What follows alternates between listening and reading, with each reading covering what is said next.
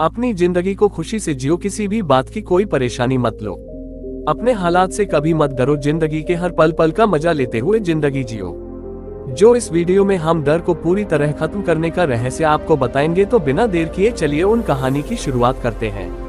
मन के सब काल्पनिक है। एक बार एक व्यक्ति गौतम बुद्ध के आश्रम में रहने आया। आश्रम की शांति में 2 दिन बीत जाने के बाद वह बुद्ध के पास जाता है और कहता है, बुद्ध, मेरे मन में कुछ प्रश्न उठ रहे हैं, मैं उनका उत्तर जानने के लिए यहाँ आया हूँ। बुद्ध ने कहा, आपका प्रश्न क्या है? उस आदमी ने कहा, बुद्ध, मैं अपने जीवन से बिल्कुल भी खुश नहीं हूँ। दुखों और परेशानियों के पहाड़ ने मेरे जीवन को नर्क बना दिया है। मेरे जीवन में कुछ भी ठीक नहीं चल रहा है। मैं जानना चाहता हूँ कि मेरे साथ यह सब क्यों हो रहा है, मैं इतना बदकिस्मत क्यों हूँ? बुद्ध ने कहा, सबसे पहले तुम मुझे बताओ कि इसका कारण क्या है। आपके दुख के लिए वे कौन सी बातें हैं जिनके कारण आप इतने परेशान और चिंतित हो गए? बुद्ध के प्रश्न पर कुछ देर सोचने के बाद उस व्यक्ति ने कहा, ये कैसा प्रश्न है? मैंने आपसे एक प्रश्न पूछा और आप उत्तर देने के बजाय पूछ रहे हैं। बुद्ध उस व्यक्ति की बात सुनकर मुस्कुराए, यदि तुम अपने दुख का कारण नहीं जानते हो तो तुम मुझसे यह उम्मीद कैसे कर सकते हो कि मैं तुम्हारे दुख का कारण जान पाऊंगा? व्यक्ति ने कहा, बुद्ध, लेकिन लोग कहते हैं कि आप भगवान हैं, आप सब कुछ जानते हैं।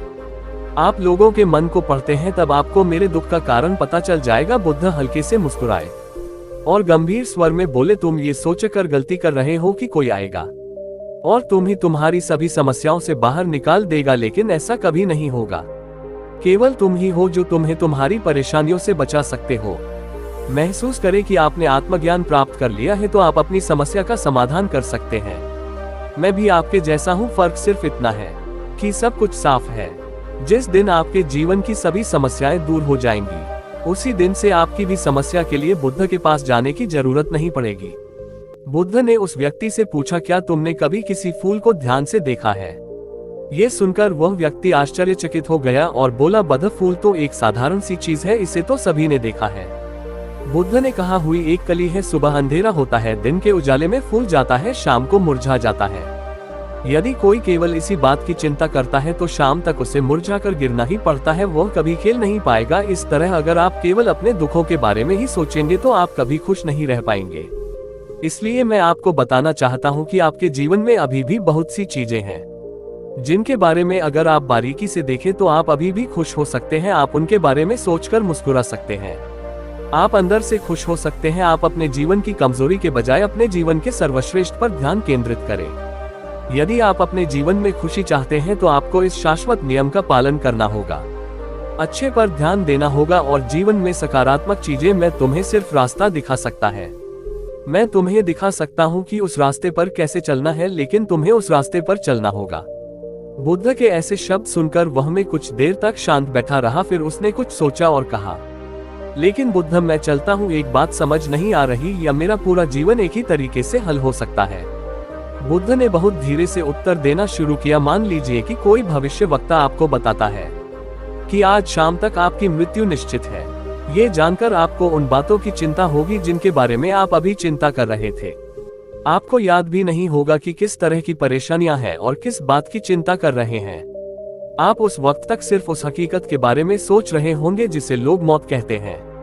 अचानक आपको सांस होगा कि जिन छोटी छोटी चीजों को आप उसकी सबसे बड़ी परेशानियां कहते थे वह कुछ भी नहीं। अचानक आपको लगेगा कि चिंता करना बेकार है, आज शाम तक मैं दुनिया छोड़ने वाला हूँ। और आप पाएंगे कि आपके पूरे जीवन के वे क्षण व्यर्थ हो गए जो आपने चिंता, ईर्ष्या और व्यर्थ कष्ट में बिताए होंगे। लोग बोलते तो हैं, लेकिन अंदर से कभी स्वीकार नहीं करते कि एक दिन उन्हें भी इस दुनिया से जाना है।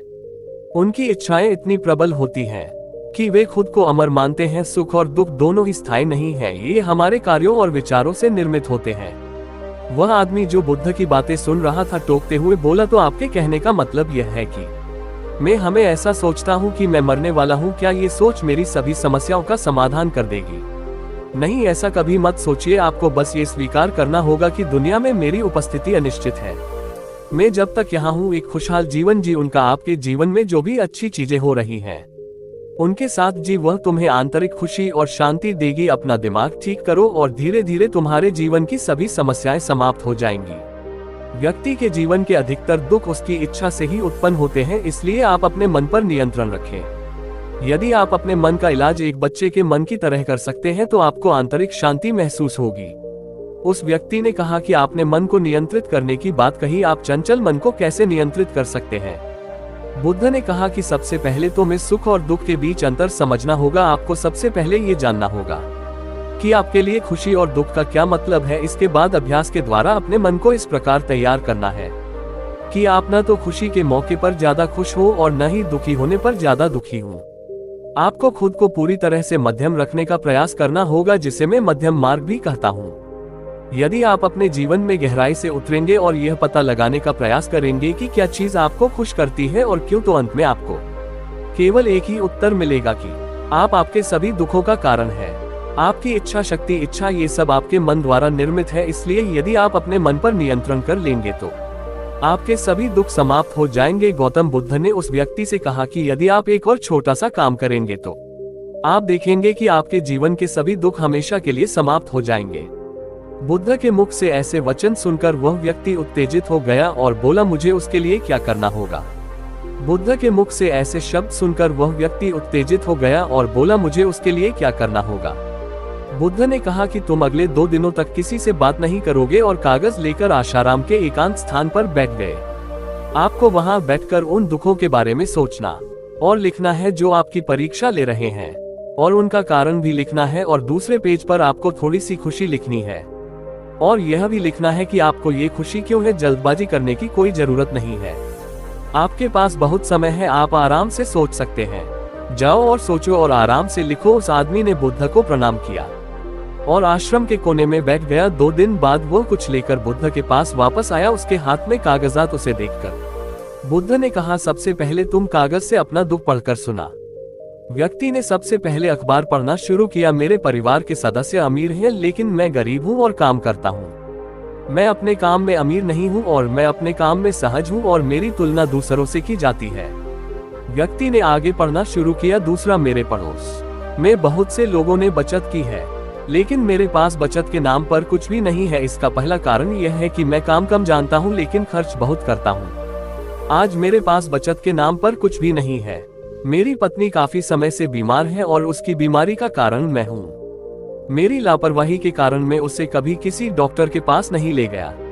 मैंने इसे भाग्य पर छोड़ दिया। शायद यह मेरी अपमानजनक इच्छा थी कि अगर मैं बीमारी से मर जाऊं तो मैं एक खूबसूरत महिला से शादी करूंगा। चौथा, मैं मन में फ्री पैसे पाने के बारे में सोचता रहता हूँ, परंतु योजना पूरी नहीं होती। मैं दुख के सागर में डूब जाता हूँ। फिर ये दुआ मुझसे सहन नहीं होता और इसका कारण में ही है। मुझे पता है कि मेरे पास अल्कोहल पीने के लिए पैसे नहीं हैं, फिर भी मैं इसे पीता हूँ। मैं अपना दिन खुशी से जीता हूँ, लेकिन ऐसा करने में सक्षम नहीं होने पर देखता रहता हूँ। बुद्धि मेरे जीवन के सबसे बड़े दुख, और गहराई से सोचने के बाद मैंने पाया कि कई उनमें से मेरे कार्यों और मेरे विचारों के कारण हुआ। ये सुनने के बाद आपने मुझे खुशी का पेपर पढ़कर सुनाया। पिछले 2 दिनों में मैंने जो कुछ भी महसूस किया वैसा मैंने अपने जीवन में कहीं भी अनुभव नहीं किया। पिछले 2 दिनों में मुझे एहसास हुआ कि वास्तविक शांति और आनंद कितना महान है, और मैं इसका अनुभव करके बहुत खुश हूँ। मेरी खुशी के कारणों की सूची बहुत लंबी है, इसे पढ़ने और समझने में बहुत समय लगेगा। उस व्यक्ति के मुंह से ऐसी बातें सुनकर वह व्यक्ति मुस्कुराया और बोला, सिर्फ आपके लिए ही नहीं बल्कि हम सभी के लिए कारण एक ही है। वह व्यक्ति अपना बहुत सारा समय बर्बाद करता है। आप दुख का कारण ढूंढने में लगे हैं। हमारा जीवन भी एक तरह से सुख, शांति और आनंद की तिजोरी है। बुद्ध ने उस व्यक्ति से कहा कि खुशी के सभी कामों को साझा करने की जरूरत नहीं है, तुम उनमें से कुछ का पाठ कर सकते हो। वह व्यक्ति बड़ी मुस्कुराहट के साथ पढ़ने लगा, पहली खुशी क्योंकि मैं जीवित हूँ और दुनिया में रह रहा हूँ, और मैं वह हूँ। मेरे माता पिता, एक पत्नी और 2 बच्चे हैं। ऐसे ही मेरे पिता के पास कई अनमोल खजाने हैं। जैसे मेरे माता पिता का प्यार, मेरी पत्नी का प्यार, मेरे बच्चों का प्यार और एक पिता की खुशी। दूसरा कारण यह है कि मैं कड़ी मेहनत कर सकता हूँ, मैं कोई भी काम कर सकता हूँ। आपकी आय में कोई बाधा नहीं आ सकती और आप अपने परिवार की सभी जरूरतों को पूरा कर सकते हैं। मुझे खुशी है कि मैं एक खुशहाल परिवार बना सकता हूँ। मैं अपनी तुलना अपने भाइयों, अपने पड़ोसियों से करता हूँ, और आपने कृपा करके मुझे मानवता वाला इंसान बनाया है। सभी बुरी आदतों को छोड़कर आप सुखी और खुशहाल जीवन जी सकते हैं। और मेरे लिए सबसे बड़ी खुशी और सौभाग्य की बात यह है कि मुझे एक जगह मिल जाए, और जब तक मैं इस दुनिया में हूँ हमारी इच्छा और आसक्ति ही सभी दुखों का कारण है। मैं खुद को जानने की पूरी कोशिश करूंगा और मैंने कभी नहीं किया। जीवित रहे। अब आप अपने परिवार के पास रह सकते हैं। ये जीवन सबके साथ है। आपके जीवन में कोई भी परेशानी आपको भेदने की कोशिश कर सकती है। जीवन अपने आप से कहने के लिए बहुत छोटा है और इस जीवन में आप चिंताओं और दुखों को खुद पर हावी नहीं होने देंगे। शांति से बैठकर उस दुख का कारण जानने का प्रयास करें और यदि मिल जाए तो उसे नष्ट कर दें।